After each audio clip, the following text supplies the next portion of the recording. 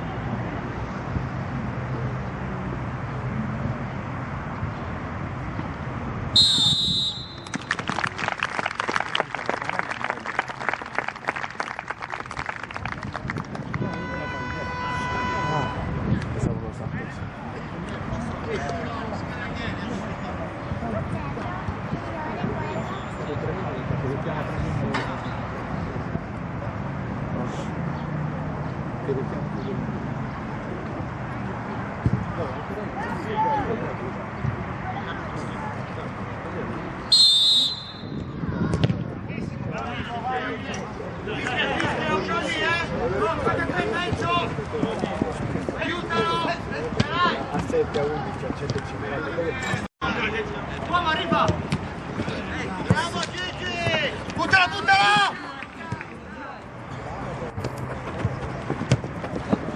Esci!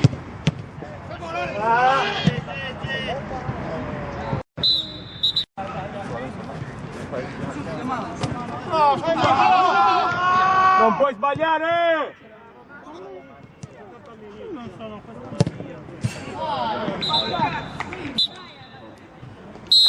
Bravi ragazzi!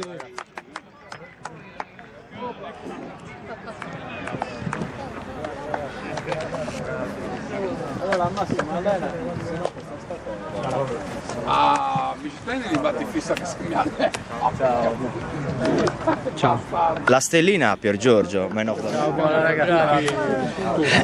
Allora, scusate, Angelo ci sta chiedendo lunedì mail dal personale licenziato. se qualcuno di noi se la sente di fare di dire Allora, ho ripreso il minuto di silenzio, l'inizio, qualcosina, vogliamo mettere qualcosina, ma proprio 2 azioni, niente di speciale. Volevo solo dirvi, no, vi voglio solo dire una cosa, per stimolarvi, vi voglio riconoscere il coraggio enorme di aver giocato a 5 giorni da questa disgrazia, quindi è una cosa bellissima ed è stupendo che ci siate tutti, è una cosa meravigliosa. Se qualcuno di voi ha qualcosina da dire in ricordo di questa persona straordinaria, Io posso dire una cosa che mi sta venendo in mente da giorni, è che con Pier Giorgio ci conoscevamo, conosco prima il padre, ci conoscevamo da ben prima che lui entrasse in banca.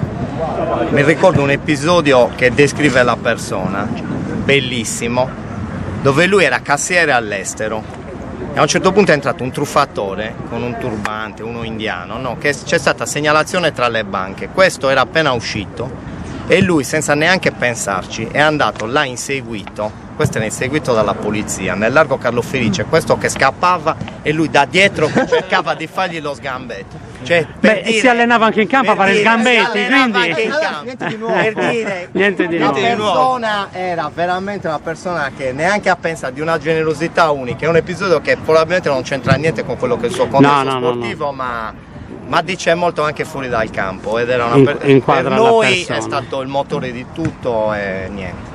Grande Beppe. Grande. La dico io una cosettina per chiudere, non si dice mai, quando si parla di beneficenza o cosa del genere, non si fanno mai le graduatorie, a parer mio.